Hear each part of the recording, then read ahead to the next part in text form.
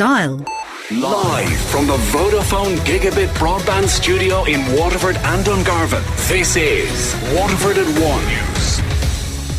Good afternoon, I'm Eimear McKeown. Today's top stories. The Chief Executive of Waterford Council has welcomed yesterday's funding confirmation for the North Quays. A €2.5 million extension to RCLABs at Waterford IT has been officially opened. Pavy Point says it accepts an apology from Senator Lorraine Clifford-Lee after she made remarks about travellers. And in sport, 2 Waterford clubs gearing up for Munster Junior Championship action this weekend. The Chief Executive of Waterford Council has welcomed yesterday's funding confirmation for the North Quays. Waterford Oireachtas members met with Minister Eoin Murphy to discuss financing the relocation of the train station. Under the plans, the new station will be built to replace Plunkett Station and will require up to €39 million. However, the Department of Housing says no decisions were made at the meeting. Council boss Michael Walsh says the meeting was a positive for the North Quays project, despite not receiving a formal confirmation. Formal confirmation of that hasn't been received, and I'm fairly certain won't be received. We're meeting the RDF fund again in the next week and a half. It won't be received until for another limited few weeks would be my view, but on the whole I'd be satisfied that there's very positive movement in the right direction, is the way I'd put it. Speaking to Marie McCann on Daisha today, Sinn Féin TD David Cullinan said Minister Murphy has yet to make an official announcement, but he did confirm the funding to them. I think there might be just some confusion in respect of what exactly was said yesterday, because it isn't their job, obviously, to announce the overall funding for the project and when exactly the Minister will announce the funding in terms of how the funding will be provided and what time, because this is a fund that will fund a number of projects from across the state, and Waterford's North Quays project is one of a number of projects which is in the Urban Regeneration and Development Fund pot. A €2.5 million extension to the Research and Innovation Centre at Waterford IT has been officially opened. RCLABs currently houses 33 start-ups, early-stage companies and entrepreneurs. The 1,000 square metre extension was opened by Waterford Minister of State John Halligan this morning. Dr Aisling O'Neill is the manager of RCLABs. We've doubled our incubation space, which is wonderful because it means that we have the capacity to support the further development of the entrepreneurial pipeline in the South East, and that's really what we're all about. Pavy Point says it accepts an apology from Senator Lorraine Clifford-Lee after she made derogatory remarks about travellers. However, co-director Martin Collins says there are still concerns that there is an internal matter for Fianna Fáil. The Fingal by-election candidate, who's originally from Waterford, met with the Traveller Group this morning after tweets emerged from 2011 where she used words like knacker and pikey.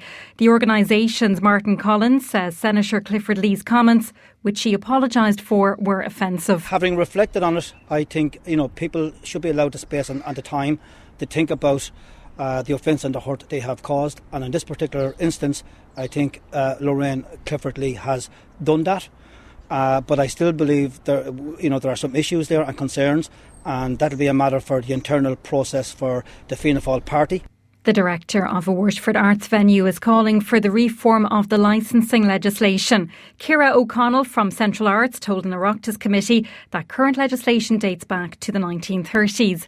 A policy on nighttime culture is being developed and is looking at the issues including staggering pub closing times. Ciara O'Connell says venues like hers are starting to disappear. She says they ran a very successful mentorship programme. We brought in young DJs, 16, 17, showed them how to put on a night, aided them in graphic design. A couple of those DJs now are touring all over the world, have come up through my venue, have found their way into an artistic performance space and are having a career out of it. We need to provide these spaces for young people so that they can find their feet and cut their teeth in the arts world. The arts world can be very exclusive and unattainable for certain demographics of young people. If we don't have venues like mine, stepping stones into the arts world, it's not going to happen. There has been a mixed reaction to Fine Gael's decision to drop Maria Bailey as a candidate for the next general election. Party HQ last night deselected her following the controversy surrounding her personal injuries claim against a Dublin hotel. In a statement, Deputy Bailey said she was disappointed with the decision. Some of her constituents have sympathy for her, but others say the decision was necessary because of the country's insurance crisis. I run a business and the cost of insurance is just through the roof. It's becoming prohibitive to set up business and to stay in business. It's a big casualty, but probably a necessary one to kind of help make the point. But it's not alone, and that's not enough on its own. There's going to be much more than that required to solve this problem. Absolutely. I just don't think we should be encouraging this compo culture. 157 young people have replaced TDs in the Dáil today to discuss what Ireland needs to do to tackle climate change. The first ever Assembly on Climate is made up of 10 to 17-year-olds from across the country. They're meeting at Leinster House to put forward their ideas for how the government can better address the issue. Chloe Jacob from the Ursuline College is one of 3 Waterford students taking part. Her mother Frances says it's great for them. They get a platform and they get people to listen to. People will stand up and listen. Kids have, they know what they want to say. They have their ideas. They know what. They're very well educated nowadays. So yeah, absolutely. The director of Waterford Museum of Treasures will be honoured with a special award tonight. Eamon McEnany will be appointed Officer of the Royal Norwegian Order of Merit at a reception in the Medieval Museum. The Ambassador of Norway to Ireland will confer the honour on behalf of King Harold.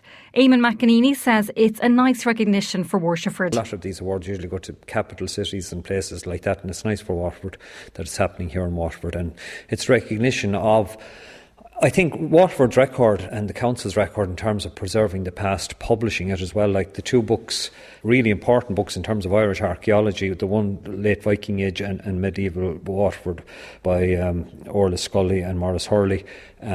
That's a Waterford Council project. And then the one on Woodstown was also financed in part by the central government, but also published and managed by Waterford Council here in the museum in particular. Choirs and singing groups from across Waterford will come together tonight to host a charity concert. The Big Sing in the Sacred Heart Church in the Folly is one of the biggest choral events of the year in the city and county. Funds raised will go to St Martin's Special School. Catherine Power, musical director of the Big Sing, says there's no entrance fee tonight, but there will be a collection. Well, we decided obviously to do it for charity, and the charity we've chosen is St Martin's Special School, which is in the Sacred Heart Parish. A wonderful school doing fantastic work. We will also make a donation to the Sacred Heart Church Fund, because Sacred Heart Church are very good to our own singing groups. There is no entrance fee, there are no tickets on sale. It's come as you please, come early and donate what you can afterwards. A collection will be taken up. WLR Sport. Very good afternoon, I'm Gavin. Whelan. First to rugby, and 2018 champions Leinster have welcomed back Irish internationals Johnny Sexton, Jordan Larmour and Gary Ringrose for their Heineken Champions Cup opener against Benetton at the RDS tomorrow. Larmour starts at full back with captain Sexton joining Luke McGrath in the half-backs. JJ Hanrahan has lost his race to be fit for Munster's trip to Ospreys. Tyler Blindall starts at out-half with wing Keith Earls playing his first game of the season for the Reds. Captain Ian Henderson is back in the Ulster pack for their match at Bath, while Ultan Delan and Bundy Aki both come into the Connacht team. They play Montpellier on Sunday. Soccer next. In the Republic of Ireland warmed up for Monday's must-win Euro 2020 qualifier clash with Denmark with a 3-1 victory against New Zealand last night. Preston striker and former Waterford FC attacker Shawnee Maguire scored his first international goal, with Callum Robinson and Tremor and Waterford's Derek Williams also on target for Mick McCarthy's side. Maguire says they're determined to beat Denmark and book their place at the finals. Potentially 2 games in Aviva when we win on Monday. It's massive for the country. 2 years ago, Denmark, knocked us out in the World Cup playoffs. So, I suppose we want to get revenge on them and get the 3 points on Monday. David Myler has joined the Republic of Ireland's under-17s management team. The Corkman was forced to retire this summer due to ongoing knee issues. Meanwhile, the Court of Arbitration for Sport has dismissed Manchester City's appeal against a UEFA financial fair play investigation. It was sparked by leaks of the club's internal correspondence even, and documents to a German newspaper. The Premier League champions lodged their appeal in June against a probe by the European football governing body into potential rule breaches. Gaelic Games, it's the turn of the Waterford Junior Club Hurling and Football football champions this weekend as they venture into Munster Championship action. Waterford champions St Mary's take on Limerick's Castletown Ballyagrand from Limerick in the Munster hurling quarter-final in Fairfield tomorrow afternoon. That one gets underway at 1:30. Meanwhile, fresh from winning the county junior football title, Ballydeflore venture into Munster Club Championship action tomorrow afternoon. The Waterford champions make the trip to Bruff to take on Limerick outfit Croom in the provincial quarter-final. Manager John Carey says they enjoyed their county final win over Shamrocks, having lost the 2016 and 2017 deciders. Yeah, no, we did. No, I suppose the county win was a huge title for us to win.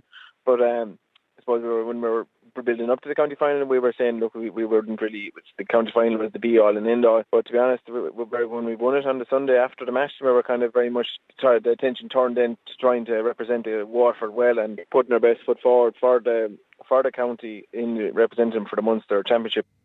Both games are underway at 1:30 tomorrow afternoon. You can hear more from John Carey on this evening's Lorna Porca on WLR. We'll also have an interview with St Mary's manager, former hurler of the year Dan Shanahan, who will talk about their prospects tomorrow and indeed build up to Ballysaggart and Ballygunner, who have those two Munster finals coming up next weekend. In athletics, Michael McKillop of Ireland looks to make a successful defence of his T38 1500 metres title on today's final day of the World Para-Athletics Championships. The race at 3:30 Irish time is McKillop's first major outing since taking gold in London 2 years ago. And racing, finally, Dundalk plays host to an 8-race car this evening, with the first going to post at the Loud track at 5 even. That's the latest on WLR. More at 2.